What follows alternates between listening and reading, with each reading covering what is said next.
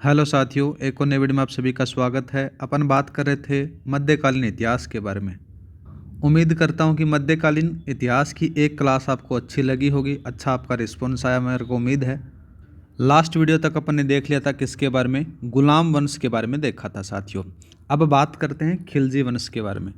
खिलजी वंश की जो स्थापना होती है, या फिर बात करें कि खिलजी वंश कब से कब तक चलता है, तो ये थोड़ा सा याद रखना। ये 1290 से लेकर 1320 तक चलता है। और बात करें जो खिलजी वंश है, इस खिलजी वंश के जो संस्थापक माने जाते हैं वो जलालुद्दीन फिरोज शाह खिलजी माने जाते हैं। ठीक है, इनके द्वारा 1290 के अंदर से खिलजी वंश की स्थापना की जाती है और 1290 से लेकर 1296 तक ये शासक रहते हैं। और बात करें साथियों तो 1290 के अंदर से जो जलालुद्दीन फिरोज शाह खिलजी है ना, इनके द्वारा क्यूमर्स की हत्या कर कर खिलजी वंश की स्थापना की जाती है। और बात करें तो जलालुद्दीन फिरोज शाह खिलजी के समय मलिक छज्जू ने इसके समय विद्रोह किया था और 1296 के अंदर से अलाउद्दीन इसकी हत्या कर देता है। अलाउद्दीन कौन था? जलालुद्दीन खिलजी का भतीजा था साथियों। अब बात करते हैं तो अलाउद्दीन खिलजी के बारे में। अलाउद्दीन खिलजी का जो कार्यकाल चलता है, प्रशासन चलता है, 1296 से लेकर 1316 तक चलता है। सारी चीज़ें यहाँ पे लिखा रखी हैं और इम्पोर्टेंट है अलाउद्दीन खिलजी, क्योंकि इसका राजस्थान से भी संबंध आपको देखने को मिलेगा, इसलिए ज़्यादा इम्पोर्टेंट है। इसके शासनकाल के बारे में बात करें तो 1296 से लेकर 1316 तक इसका शासनकाल चलता है। अलाउद्दीन खिलजी के द्वारा सिकंदर सेकंड या फिर सिकंदर शाहनी की उपाधि धारण की जाती है। ठीक है, इसका जो पहला आक्रमण है वो गुजरात के विरुद्ध किया जाता है और वो गुजरात पर जब पहला आक्रमण करता है उस समय मलिक कफूर नामक दास है वो गुजरात से इसे प्राप्त होता है और वो वहाँ पर अपने साथ में ले आता है। अब बात करते हैं अलाउद्दीन खिलजी के प्रमुख जो अभियान हैं उनके बारे में साथियों। इससे सवाल 100% आपके लिए बनेगा। तो इसका सबसे पहला जो अभियान होता है वो गुजरात अभियान होता है साथियों। और गुजरात अभियान के समय जो गुजरात का शासक था वो था कर्ण देव। दूसरा बात करें तो दूसरा जाता है रणथंबोर अभियान। रणथंबोर अभियान के समय रणथंबोर का जो शासक रहता है वो हमीर देव रहता है। तीसरा बात करें, तीसरा अभियान आ जाता है मेवाड़ अभियान और मेवाड़ का जो शासक था रतन सिंह आ जाता है। नेक्स्ट आता है मालवा अभियान। मालवा के अंदर से जो इसका जो शासक रहता है मालवा का, वो नाम रहता है उस महालक रहता है। दूसरा जाता है जालोर अभियान। जालोर अभियान के समय जालोर का जो शासक रहता है वो कर्ण देव रहता है। नेक्स्ट बात करें देवगिरी। देवगिरी के अंदर से कौन कौन से जो शासक रहते हैं, एक आता है रामचंद्र देव और दूसरा शंकर देव रहते हैं, ये देवगिरी के शासक। और बात करें तो एक वारंगल अभियान भी होता है अलाउद्दीन खिलजी का। वहाँ का जो वारंगल का जो शासक रहता है उसका नाम था प्रताप रुद्र सेकंड था साथियों। दूसरा जाता है, दूसरा कौन सा आएगा?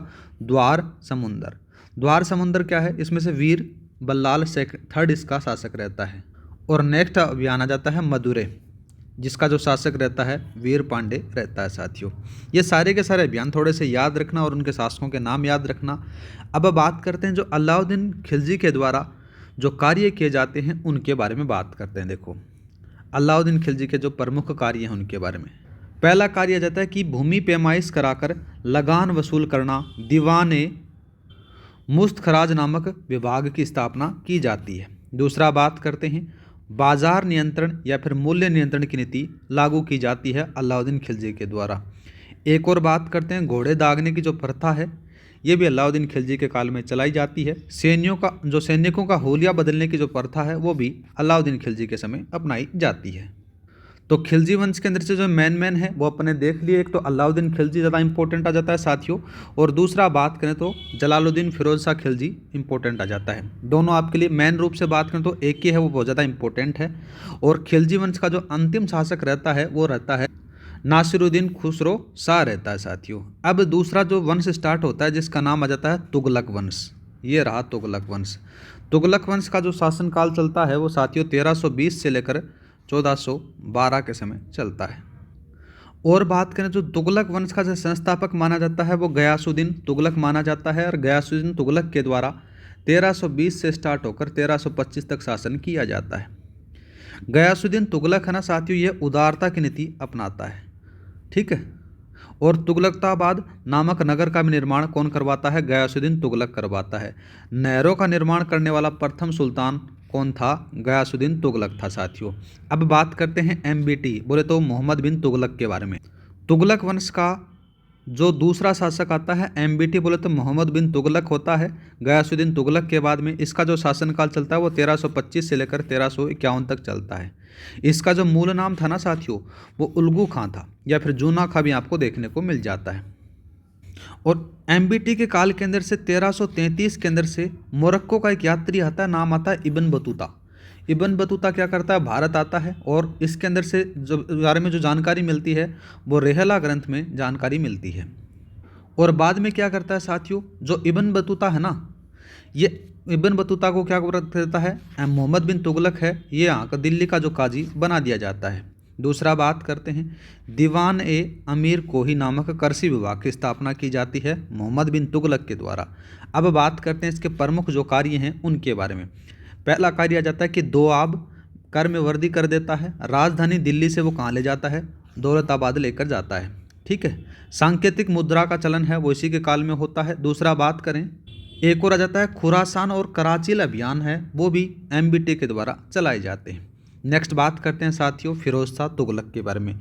फिरोज शाह तुगलक का जो शासनकाल है वो 1351 से लेकर 1388 के अंदर से चलता है। इसके द्वारा देखो क्या क्या चीज़ें आपको देखने को मिलती हैं। और फिरोज शाह तुगलक के द्वारा इस्लामिक कानून स्वीकृत केवल 4 कर लगाता है। तो कौन कौन से कर लगाता है, जिसमें से खराज आ गया, खुम्स आ गया। दूसरा जजिया कर थोड़ा सा इंपॉर्टेंट है साथियों, याद रखना, ये ब्राह्मणों पर लगाया गया था। और चौथा जो कर आता है नाम आ जाता है ज़कात कर। आपको ये 4 नाम दे देगा और ये पूछेगा कि निम्नलिखित में से ये किसके द्वारा कर लगाए गए थे। तो याद रखना किसके द्वारा, फिरोज शाह तुगलक के द्वारा लगाए गए थे कर। और फिरोज शाह तुगलक के द्वारा सास गनी नामक सिक्का चलाया गया था। दूसरा बात करते हैं तो दिल्ली का पहला सुल्तान जो सिंचाई कर लगाता है, और उस सिंचाई कर का नाम बात करें तो क्या नाम आ जाता है साथियों, उसका नाम आ जाता है हक ए सरब आ जाता है साथियों। आगे बात करते हैं, लोक निर्माण विभाग की स्थापना करता है कौन, फिरोज शाह तुगलक करता है। इसके द्वारा फतेहाबाद, हिसार, फिरोजपुर, जौनपुर, फिरोजाबाद नगर को बसाए जाते हैं। अब बात करते हैं, देखो फिरोज शाह तुगलक के द्वारा दीवान ए खेरात, दार उल सफ़ा और दूसरा जाता है दीवान ए बगदान, इनकी स्थापना की जाती है। फिर नेक्स्ट बात करते हैं नासिरुद्दीन महमूद के बारे में। नासिरुद्दीन महमूद कौन था, ये तुगलक वंश का अंतिम शासक था साथियों। और इसके शासनकाल में मलिक सरवर जौनपुर को स्वतंत्र राज्य बनाया गया था। इसके शासनकाल में 1398 में तैमूरलंग ने दिल्ली पर आक्रमण किया था। किसके अंदर से किया था, याद रखना, तैमूरलंग के द्वारा आक्रमण किया जाता है 1398 में। और उस समय दिल्ली का जो शासक था वो था नासिरुद्दीन महमूद था साथियों। ठीक है, नेक्स्ट बात करते हैं। नेक्स्ट आता है सैयद वंश। सैयद वंश है ये 1414 से लेकर 1451 तक चलता है। और जो सैयद वंश है इसके जो संस्थापक माने जाते हैं खिज्र खां माने जाते हैं। ये खिज्र खां कौन था, ये तैमूरलंग का सेनापति हुआ करता था साथियों। ठीक है, इस वंश का जो अंतिम शासक था उसका नाम आ जाता है अलाउद्दीन आलम शाह था। ठीक है, ये ज़्यादा आपसे पूछेगा नहीं, बस ये पूछेगा कि सैयद वंश कब से कब तक चल रहा है, इसका संस्थापक कौन है और अंतिम शासक आपसे पूछ सकता है बस। आगे आ जाता है लोधी वंश। लोधी वंश का जो शासनकाल चलता है ना साथियों वो 1451 से स्टार्ट होकर 1526 तक चलता है। लोधी वंश के बारे में बात करें तो लोधी वंश का जो संस्थापक होता है वो बहलोल लोधी होता है। और बहलोल लोधी का जो शासनकाल चलता है वो 1451 से स्टार्ट होकर 1489 तक चलता है। बहलोल लोधी है ये लोधी वंश का संस्थापक माना जाता है, ये बात यहाँ पर मैंने लिखी गई है। और बहलोल नामक सिक्का बहलोल लोधी के द्वारा चलाया जाता है। और जो पहले जो नासिरुद्दीन महमूद के समय जो जौनपुर जो स्वतंत्र राज्य बना था ना, उसको क्या करता है ये बहलोल लोधी जीत कर दिल्ली में मिला लेता है साथियों। आगे बात करते हैं, नाम आ जाता है सिकंदर लोधी का। सिकंदर लोधी का जो शासनकाल चलता है वो 1489 से लेकर 1517 तक चलता है। और सिकंदर लोधी के द्वारा 1504 में आगरा को बसाया गया और उसे अपनी राजधानी बनाता है। भूमि पैमाइश के लिए गज ए सिकंदरी का प्रचलन ये करवाता है कौन, सिकंदर लोधी। और सिकंदर लोधी है ये गुल रूपी उपनाम से कविताएं लिखा करता था। नेक्स्ट बात करते हैं, इसके काल में आयुर्वेदिक ग्रंथ का फारसी में अनुवाद कर गज ए सिकंदरी नाम बदला गया था साथियों। नेक्स्ट बात करते हैं, और बात की गई है कि मान विद्या के ग्रंथ लज्जत ए सिकंदर शाही की रचना होती है। नेक्स्ट आ जाता है इब्राहिम लोधी। इब्राहिम लोधी का जो शासनकाल चलता है ना साथियों ये 1517 से स्टार्ट होकर 1526 तक चलता है। दिल्ली सल्तनत का अंतिम शासक था ये, कौन था, इब्राहिम लोधी। ठीक है।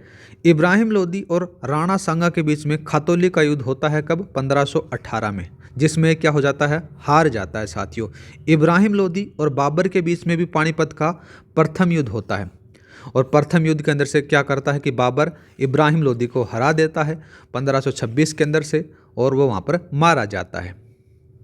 अब बात करते हैं साथियों सल्तनत कालीन प्रमुख प्रशासनिक अधिकारियों के बारे में। इससे सवाल बन सकता है, इंपॉर्टेंट है। वैसे देखा जाए तो मैंने जितने भी शॉर्ट नोट्स बनाए हैं उनके अंदर से आपके जो मेन जो चीज़ें हैं उन्हीं को कवर किया है, ठीक है। तो सबसे पहला बात करते हैं वजीर जो पदनाम है, इसका जो काम क्या होता था? ये काम करता था वित्त विभाग का प्रमुख कहलाता था। दूसरा बात करते हैं साथियों, नाम आ जाता है आरिजे मुमालिक। ये क्या करता था? सैन्य विभाग का प्रमुख हुआ करता था। दूसरा बात करते हैं दीवान ईसा। दीवान ईसा क्या था? शाही पत्र व्यवहार विभाग का प्रधान अधिकारी हुआ करता था साथियों। नेक्स्ट बात करते हैं दीवान रसातल। ये क्या करता था? विदेशी विभाग का अध्यक्ष हुआ करता था। इसका जो कार्य होते थे वो होते थे, ठीक है। दूसरा बात करते हैं सरद उर सुदूर। ये क्या करता था? धर्म विभाग का प्रधान अधिकारी हुआ करता था। दूसरा बात करते हैं काजी उल कुजात। ये क्या था? न्याय विभाग का प्रधान अधिकारी था। दूसरा बात करते हैं साथियों, दूसरा कौन सा था है? बरीद ए मुमालिक। ये था गुप्तचर विभाग का प्रधान अधिकारियों का काम होता था, ठीक है। दूसरा आ जाता है वकील ए हाजिब। वकील ए हाजिब के बारे में बात करें तो दरबारी शिष्टाचार संबंधी प्रमुख अधिकारी इसका कार्य होते थे, ठीक है। नेक्स्ट बात करते हैं, दोबारा से रिपीट हो जाता है, थोड़ा सा याद रखना, ये तो सेम ही आ जाता है। दूसरा कौन सा था है? सर ए जहांदार। ये क्या था कि साथियों सुल्तान के अंगरक्षकों का जो प्रधान होता था वो होता था। दूसरा बात करते हैं, नाम आ जाता है मुस्तौफी ए मुमालिक। ये क्या था? महालेखा परीक्षक हुआ करता था। दूसरा आ जाता है मुशरिफ ए मुमालिक। ये था महालेखाकार को कहा जाता था साथियों। ये सारी के सारी क्या थे? सल्तनत कालीन के प्रमुख प्रशासनिक अधिकारी और उनके कार्य थे। इनसे सवाल बन सकता है। अब बात करते हैं साथियों कि प्रमुख जो प्रशासनिक विभाग हैं, कौन कौन से विभाग बनाए गए, उनके संस्थापक कौन कौन थे, उनके बारे में, ठीक है। तो देखते हैं, देखो पहला नाम आ जाता है साथियों नायब ए मामलिकात। ये क्या था साथियों? प्रशासन संचालन विभाग था, जिसका जो संस्थापक माना जाता है नाम आ जाता है बहराम शाह आ जाता है साथियों। दूसरा बात करते हैं दीवाने अर्ज। दीवाने अर्ज बोले तो कौन सा विभाग? सैन्य विभाग इसको आप बोल सकते हो। इसकी जो संस्थापक माने जाते हैं बलबन माने जाते हैं। दूसरा बात करते हैं दीवाने रियासत, बोले तो बाजार नियंत्रण अपन इसको विभाग को बोल सकते हैं। इसकी स्थापना करते हैं अलाउद्दीन खिलजी करते हैं। दूसरा बात करते हैं साथियों दीवाने मुख्त खराज, जिसको क्या बोल सकते हैं? बकाया राजस्व वसूली वाला विभाग इसको बोला जाता है। इसकी जो स्थापना होती है अलाउद्दीन खिलजी के द्वारा की जाती है। दूसरा बात करते हैं दीवान अमीर कोही। ये थोड़ा सा इंपॉर्टेंट है और इसको कृषि विभाग बोला जाता है। इसकी जो स्थापना करते हैं एमबीटी करते हैं, मोहम्मद बिन तुगलक करते हैं। दूसरा बात करते हैं, दूसरा कौन सा था है? दीवान अमीर कोही हो गया ना। दूसरा कौन सा था है? दीवान बगदान।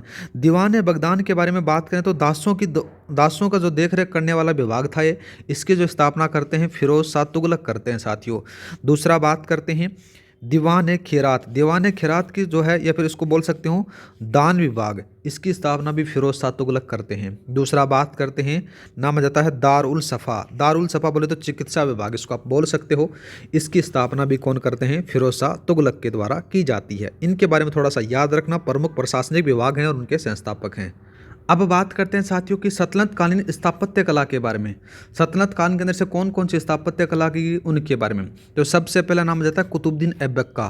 कुतुबुद्दीन ऐबक के द्वारा कुव्वत उल इस्लाम मस्जिद का निर्माण करवाया जाता है दिल्ली के अंदर से। दूसरा बात करें अढ़ाई दिन का झोपड़ा, जो पहले संस्कृत कंठ पाठशाला थी ना, उसको तोड़कर इसका निर्माण करवाया जाता है अजमेर में। और कुतुब मीनार की नींव भी कुतुबुद्दीन ऐबक के द्वारा रखी जाती है दिल्ली में। इनके बारे में थोड़ा सा याद रखना।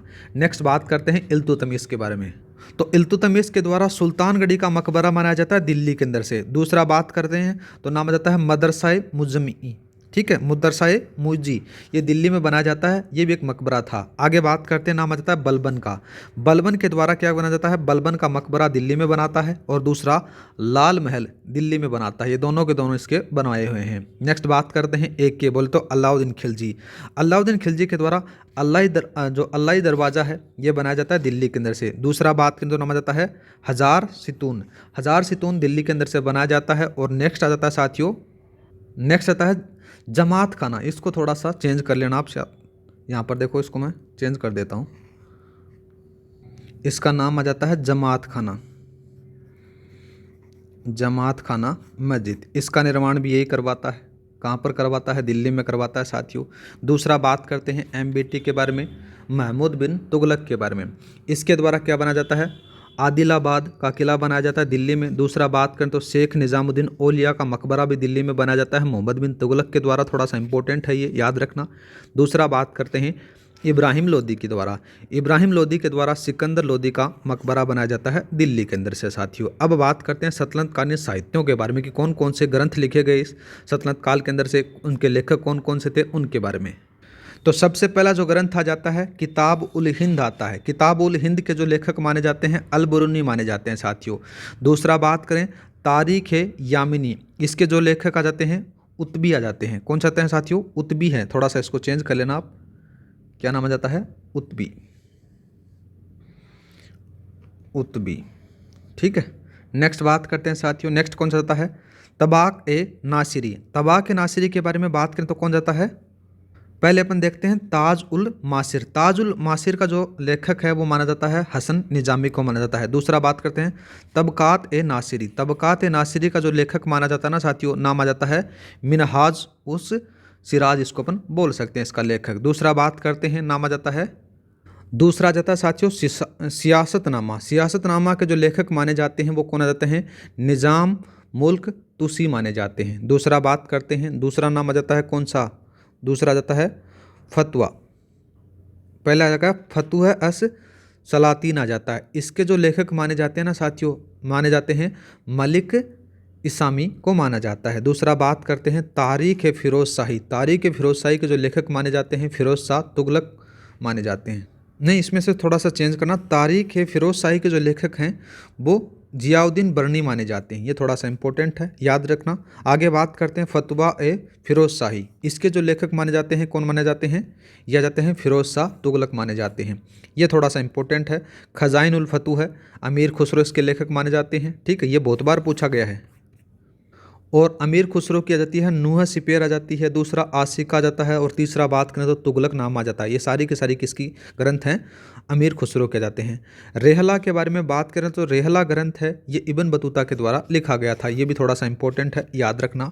दूसरा बात करते हैं तारीख मुबारक शाही। इसका जो लेखक माने जाते हैं याहिया बिन अहमद सरहिंदी को माना जाता है। दूसरा बात करते हैं, दूसरा जाता है साथियों शाहनामा। शाहनामा के जो लेखक माने जाते हैं फिरदौसी को माना जाता है। दूसरा बात करते हैं चंदायन, इसको जो लेखक हैं वो दाऊद माने जाते हैं। नेक्स्ट आता है मरगावती। मरगावती के जो लेखक माने जाते हैं कुतुबन माने जाते हैं। ठीक है। और नेक्स्ट आ जाता है जफरनामा। जफरनामा के जो लेखक माने जाते हैं मुल्लाजदी को माना जाता है। तो ये सारे के सारे क्या थे? सतलंत कालीन साहित्य थे साथियों। और इसी के साथ में अपना ये वाली क्लास समाप्त करते हैं। नेक्स्ट वीडियो में अपन चर्चा करेंगे विजयनगर साम्राज्य के बारे में या फिर विजयनगर के बारे में। इस विजयनगर साम्राज्य की जो स्थापना होती है 1336 के अंदर से होती है। वर्तमान में कहाँ पर है, इसके संस्थापक कौन माने जाते हैं, कौन कौन सी सारी चीज़ें उसके बारे में डिस्कस करेंगे साथियों। क्लास अच्छी लगी हो तो लाइक और सब्सक्राइब करना न भूलें। क्लास की PDF फाइल आपको टेलीग्राम पर मिल जाएगी। टेलीग्राम को हम डिस्क्रिप्शन में दे रखा है, वहाँ पर जाकर आप डाउनलोड कर सकते हो। आज के लिए इतना ही। जय हिंद, जय भारत।